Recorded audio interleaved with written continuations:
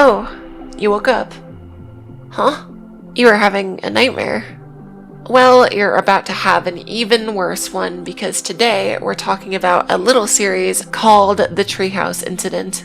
The Treehouse Incident is a bit of a dreamcore, weirdcore, analog horror series. That's quite the mouthful. But yeah, I feel like we don't have enough of these types of analog horrors. A lot of them just end up being dark and drab the whole time. And that's scary, but where's the atmosphere? But don't let the bright colors and pretty aesthetics fool you. This shit will make you feel uncomfortable.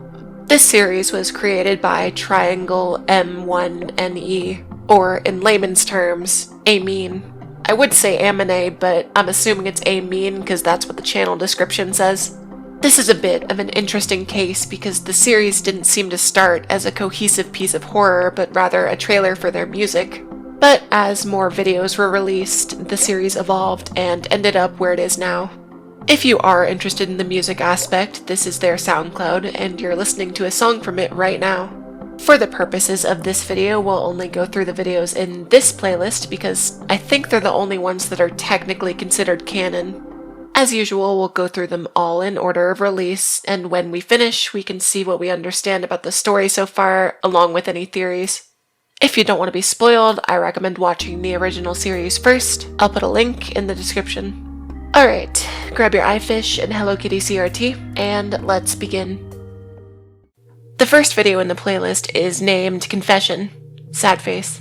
It was the second video released on the channel, and was, at the time, a trailer for their upcoming album. It being an album trailer does not disqualify it as canon, however. It is still in the playlist, so let's go into it. It starts with a grass field and a bunch of business fellows walking across. Meanwhile, a narrator talks overhead. Focusing on the visuals first before we go into the narration, we see a red man descend from the heavens with its face being shrouded by a cloud. He is then accompanied by two lines of text that read, "Praise me." The crowd seems relatively disinterested in this notion. They then all pixelate with the red man also disappearing. The narrator during this portion, who we can only assume to be the red man himself, talks about how we all have tangled webs holding secrets we'll never share, and how he will be doing the opposite. Following this, a red ellipses appears, and the red man speaks directly to us. And now, here are my confessions. The truths I've kept hidden, now brought to light. Yeah, spoilers, he's not gonna confess anything. Instead, he asks us if we've ever felt our eyes wide open, witnessing the world as it truly is, launching into questions about our biggest fear as the background transitions to lines of text that say, depressed. He then targets specific fears, such as spiders. That looks nothing like a spider. Wild animals, new technology, clowns, fear faucets. He ends this with a few final messages. When the world outside feels overwhelming, sometimes we just need to stay home, even in the summer. Imagine waking up in the morning, excited for the warmth of the sun, but the sun's not sunning that Monday morning, which makes us sad. Confession. Available now. Not much we can take from this yet, but just keep the red man in mind as we continue on. The video that succeeds this in the playlist is titled with Morse code, and you might have actually seen this one as it's their most popular video. There are a couple of videos like this for which we will translate the Morse after reviewing the video. The contents of this video seem to be a sort of game where we see someone following the red man from the previous video. A skeleton face along with a less than skeleton face appear at the bottom. The skeleton appears to be trying to speak to us, but I'm unsure of the language, or if it even is a real language. But even if it can be translated, it's a bit too blurred to make out. As this happens, the protagonist loses track of the red man, and the video ends with us looking up at the sky to see an eye looking right back at us, even casting a slight shadow on the hand. The Morse in the title translates to, "I'm underground and breathing." Next up, we have a video called Aquafruit. It begins immediately with that same skull at the bottom, and although the text is a bit more legible this time, I still can't make out what it says. The person is suspended on a bubble above the ground and has an arrangement of daisies in their offhand. A A sensor box appears on the screen briefly and they jump down to the ground. In the distance, for a split second, we can see two more smaller censored boxes. The ground itself is covered by both ice cubes and more daisies. Throughout the video, bubble sounds are heard, but they later intensify, which could either signify the sounds of drowning or the longest bong rip in existence. This video ends off with a red circle surrounding a tree, and the video glitching out. Following that up is one titled Find Home. We start off away from home in someone's front yard, as some red text hovers above us telling exactly what we need to do. Find home. And, luckily for us, home is just right around the corner. As they exit the yard, more daisies can be seen, something this character seems particularly fond of. Also, above their home, a rainbow can be seen. After exiting, a random door can be observed in the adjacent yard, but it is not entered. As they continue their journey, they pass a couple of NPCs with standard dialogue, such as, "We should go home. The weather is nice today." Our character also has some text appear for them, indicating their status. Currently, they are uncomfortable. Closer to their home, some red text pops up that says, "I see you." This doesn't seem to be from any NPCs nor the protagonist themselves, and following it appearing, we see "I'm uncomfortable" for a second time. But they finally do reach the home. Home sweet home. Welcome back. I swear the sound effect that plays here is from Little Big Planet.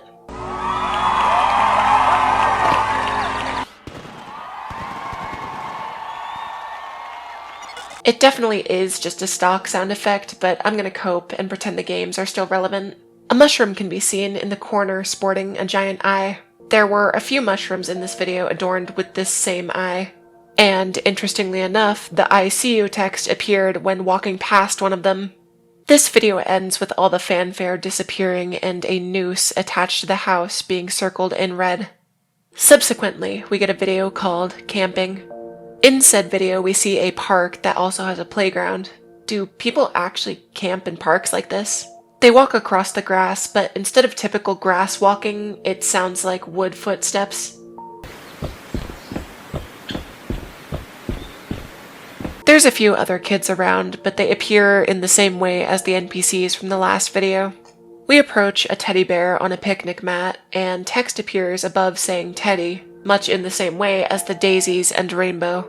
Upon coming across a table and jumping on top of it, an ear-piercing beep starts playing with text that says "Mom says no," along with an eye. However, this disappears as they walk away. They decide to go play and head towards the playground, and when they reach it, the camera turns around focusing on this blue kid, and there's a loading sign in the bottom right. When it loads, this splash screen comes up saying "Playground" and a sentence reading, "I wish it lasted forever." After playing, they head back to the tent and they're asked if they're tired, and options appear. Go to sleep or scared of bugs. They choose the former, ending the video. The sixth video in the series is called Something's Chasing Me. Something? Treehouse Incident. Welcome back, Amori. It consists of this rainbow swing with red mouths chasing these two NPC kids. What's interesting though is it appears to be the perspective of someone else because we can see hands. In the top right, a few sentences appear throughout. Something's chasing me. I can't observe it, but it can see me move. I'm scared. In between the text changing, we can see this eye accompanied by whispering in the background. The kids begin to melt about halfway through the video, and by the end of it, they are just about completely melted, and a rainbow is projecting out of them. We're now in the second half of the videos, starting off with the second Morse code titled Recording. In this video, we begin by seeing an endless void of checkerboard, along with a floating teddy bear. The same type of door from Find Home can be seen, but I don't think they can be considered to connect because there's a few different doors with this exact design throughout the series, and when they do open it, it doesn't go anywhere. In the top right, foliage creeps in from the top of the screen and has a couple different words of wisdom. It's just a dream. When you wake up, will you remember me? The ground gets uneven and a giant staircase fades into view. There is your only hope in life. Usually when there's typos in the different series we cover, I usually just ignore it, chalking it up to being a mistake. But I believe it's intentional this time, perhaps mimicking a child's way of speaking. Upon getting closer to the staircase, the leaves speak their final words. Your dad's knocking. Stay alert. When they start climbing, an alarm is heard blaring. However, this doesn't deter them, and they reach a room at the top.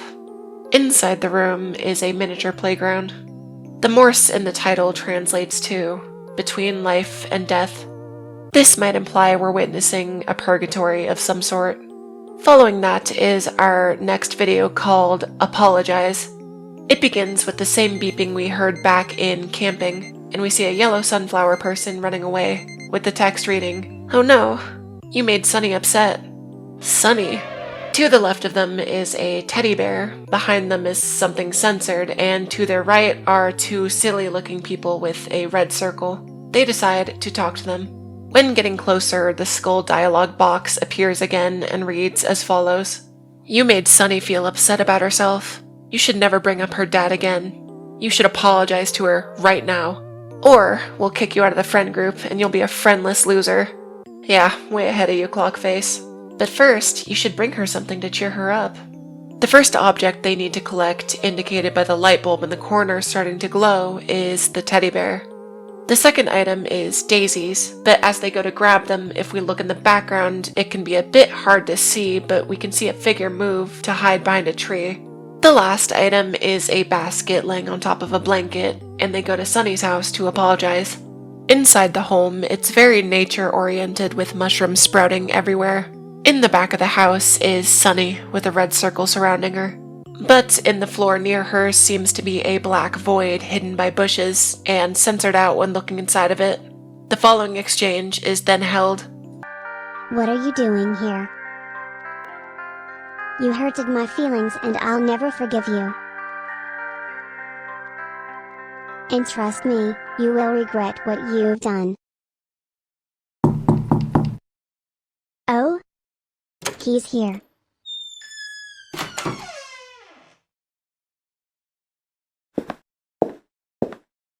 After that, we head back outside, but everything is now desaturated of color, and distorted audio plays in the background. And when we reach our friends from earlier, they too are distorted. If we reverse the audio from this portion, we can make out a few words.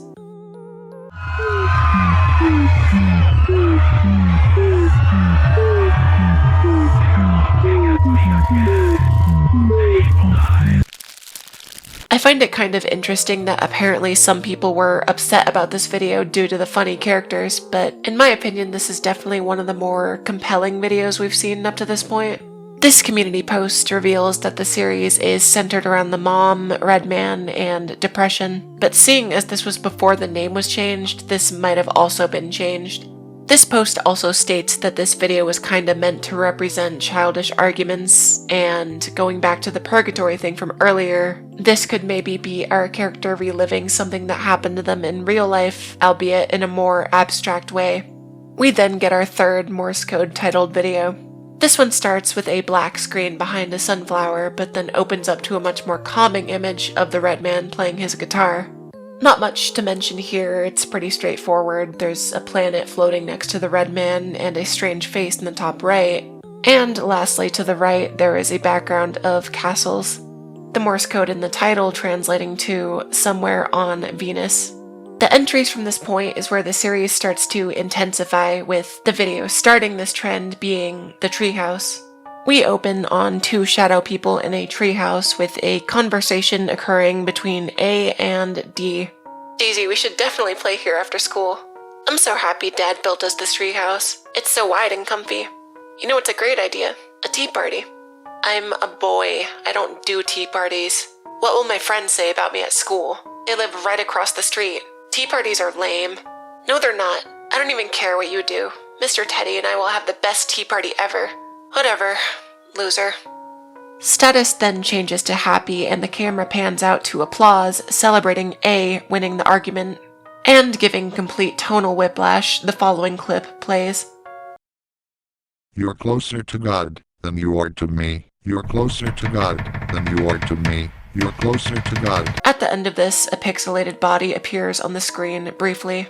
After that, however, we return to happy times with A arriving home from school, still in a happy mood. He sees Daisy's backpack and expects her to be in the treehouse, but first he goes inside to greet his mother. She asks him how school was and informs him that Daisy came home early and that their father isn't home yet. He then goes to a smiley in the corner that just tells him Daisy is waiting. Before he leaves, his mother warns him to be careful and that she helped Daisy climb up the ladder. Upon exiting, an image of some sort of a spinal injury appears, along with knocking, crying, and church bells, with these images appearing soon after. When he gets outside, everything is normal again, but when he climbs the ladder, we get another flash of the ghost girl. However, once inside, his sister is waiting for him. We're now on our final Morse code titled video. It opens with a voicemail.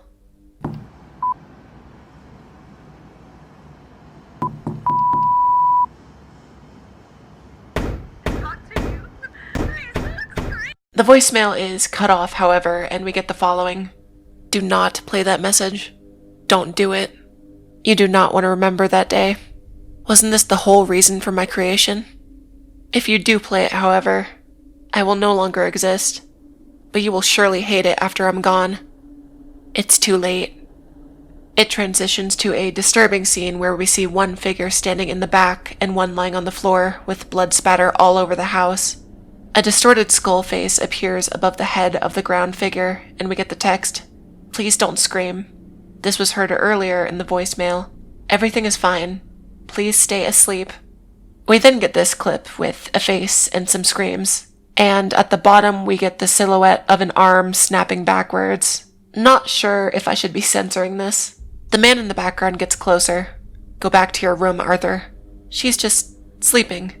Following this is a distorted face and a woman's voice that is spliced, but the name Arthur can be heard, as well as at the end, "Let go of her" is screamed.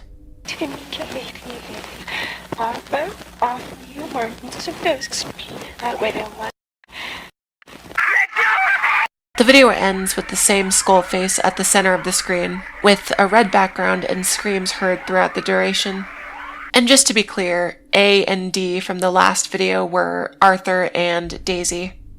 The final video released in the series so far is called Family Tree. It opens on a shot of a house. Very heartwarming. The house slides down and red text pops onto the screen. If you're interested in purchasing this family, please check the link in the description. After this, we see this screen asking us to proceed. We now see a family tree listing all the members we know so well. Frank the father, Mary the mother, Arthur, and Daisy. The cursor navigates downwards and chooses Daisy. Upon entering, we are met with a newspaper describing something called the Treehouse Incident. It reads as follows. Devastating fire broke out last evening at the Winter residence, engulfing a backyard treehouse and spreading partially to the family home. While family members were safely evacuated, 6-year-old Daisy Winters was tragically lost in the blaze. Local authorities report that the fire may have been caused by a tipped-over lantern, though the investigation is ongoing. The Winters family, already facing financial hardship following recent property damage, has expressed their deep grief and is accepting any form of community support during this difficult time. Photograph taken by a police officer.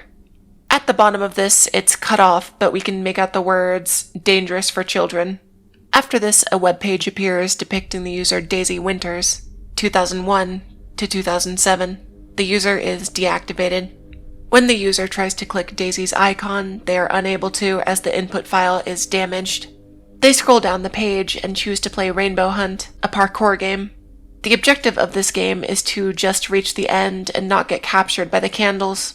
The game itself is very pretty, and we see 3 candles going back and forth across the platforms. It honestly does look somewhat difficult as they get knocked down by the candles a couple of times. Interesting wording that the tutorial said not to get captured by the candles. They collect the star at the end, surrounded by shadow people, and move on to the next level. This level is very similar, except now having 4 candles. And despite the added difficulty, they reach the end without mistake. The third level, however, is different as there's no music and a single bridge connected to the other side. And instead of a star at the end, it's one of the candles. They collect the candle and an image grows onto the screen of a ghost Daisy at the foot of a bed. We also get a frame of this image, and another of Daisy where blood seems to be seeping from her throat. And again, we see the pixelated body from earlier.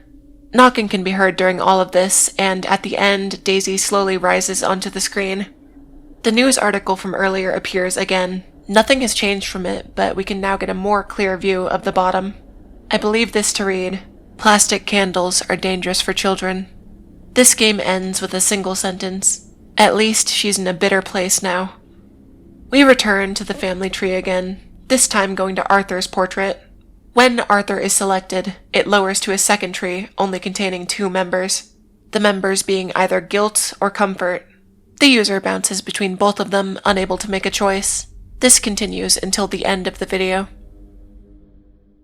So, on the surface, the story does seem like it's all laid out. A family grieving over the loss of their daughter to a fire, and Arthur dealing with it in his own way by escaping into his mind. That all does seem to be true, but I believe there to be a bit more than that. Starting with the father, Frank. I don't think he was a good father. In fact, I think he was a terrible father who was very violent towards the members of his family. And I'm just theorizing here, was likely responsible for 1 or 2 of their deaths.